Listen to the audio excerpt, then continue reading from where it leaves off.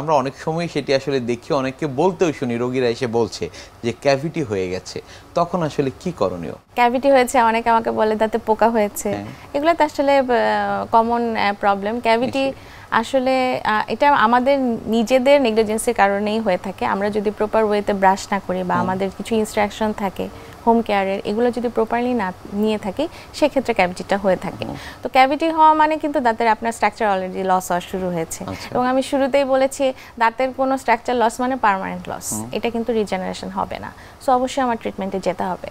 তো ক্যাভিটি হলে সেই ক্যাভিটিটাকে আমরা যখন বুঝি যে হ্যাঁ দাঁতে ব্যথা নেই, সেন্সিটিভিটি আছে, তো সেই মেজারমেন্টটা আমরা করে নিই ডায়াগনস্টিক টুলের মাধ্যমে। করার পরে আমরা সেটা মেজার করে যতটুকু আমাদের রেস্টোরেশন করা দরকার সেভাবে আমরা রেস্টোরেশন ট্রিটমেন্ট, ফিলিং, বিভিন্ন ধরনের মডার্ন টেকনোলজি ইউজ করে আমরা ফিলিং দিয়ে থাকি।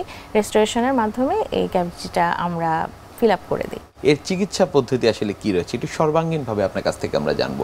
এই চিকিৎসা পদ্ধতি আসলে ডিপেন্ড করবে দাঁতের ক্ষয়টা কত দূর হয়েছে, এটা সিঙ্গেল টুতে হয়েছে বা কোন রিজনে হয়েছে বা সবগুলো দাঁতে হয়েছে কিনা, ক্ষয়টা হতে হতে দাঁতের রুট পর্যন্ত গিয়েছে কিনা। এক একটা ট্রিটমেন্ট প্ল্যান এক এক ধরনের।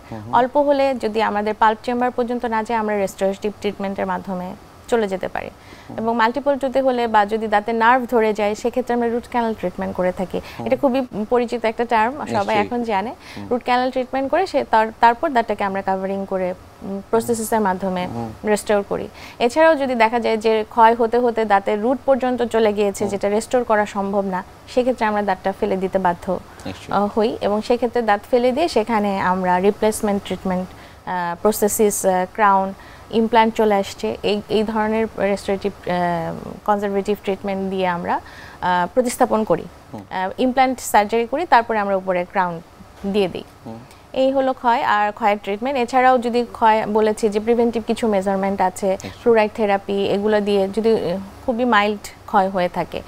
আর যেগুলো হচ্ছে রাতে দাঁত কাটে, যেটা বলেছিলাম ব্রুক্সিজম হয়, সেক্ষেত্রে তো একটা জেনারেলাইজড অ্যাট্রিশন বলে আমরা সব দাঁতেই হয়। তো সেক্ষেত্রে ট্রিটমেন্টটা খুব কমপ্লিকেটেড হয়ে যায়। এবং সেক্ষেত্রে আমরা প্রথমে ফিলিং করার চেষ্টা করি, রুট ক্যানাল করে, এবং আমাদের কিছু সেটার জন্য না হয় সেটার জন্য বিভিন্ন নাইট গার্ড থাকে, যাতে করে এই ধরনের পর্যায়ে না যেতে হয়। এভাবে আমরা ট্রিটমেন্ট প্ল্যানগুলো সাজিয়ে থাকি। দাঁতের ক্ষয় যাতে না হয় এরকম কোনো প্রতিরোধমূলক ব্যবস্থা রয়েছে কিনা? আমাদের তো এটা বাসা থেকে, নিজের হোম থেকেই শুরু করতে হবে। নিজের ফুড হ্যাবিটগুলো অবশ্যই ঠিক রাখতে হবে। অনেকে স্মোকিং করেন, অনেক বেশি ঠান্ডা খান, গরম খান, কোক, এই ধরনের খাবারগুলো আস্তে আস্তে অ্যাভয়েড করতে হবে। পান সুপারি, এগুলো তো দাঁতের, সুপারি অনেক হার্ড একটা সাবস্টেন্স, অনেক হাড্ডি অনেক জোরে জোরে খায় এবং পছন্দ শক্ত যে কোনো খাবার, এগুলি একটু অ্যাভয়েড করতে হবে। এবং 2 বেলা অবশ্যই ব্রাশ করতে হবে রাতে ঘুমাতে যাওয়ার আগে এবং সকালে নাস্তা খাওয়ার পরে। ব্রাশের সাথে সাথে ফ্লসিং, 2 দাঁতের মাঝখানে, যেটা মেইন সবাই আমরা মিস করে যাই। খাবার ঢুকে থাকে, ব্রাশ করে যায়, মনে করে যে হ্যাঁ ঠিক আছে, কিন্তু 2 দাঁতের মাঝখানে যে খাবারগুলো থাকে, এটা ফ্লসিং, ইন্টারডেন্টাল ফ্লসিং এর মাধ্যমে পরিষ্কার করে নিতে হবে।